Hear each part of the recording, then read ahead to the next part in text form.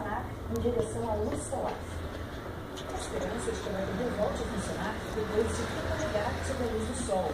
O módulo Philae estava estabilizado na superfície de um cometa, mas foi estacionado à sombra de um penhasco, a 1 quilômetro de distância do local planejado.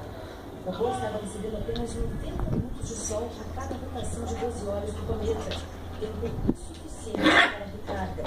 A missão do módulo Philae é considerada um feito histórico na exploração espacial.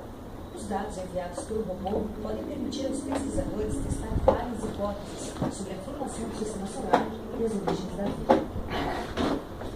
Estação de Lava em São Paulo, o corpo do patologista e ex-ministro da Saúde, Adib Jatene, às 5 da tarde no centro do Araçá, zona oeste de São Paulo. O velório acontece no Hospital do Coração, no anfiteatro do prédio, que leva o nome de Adib Jatene.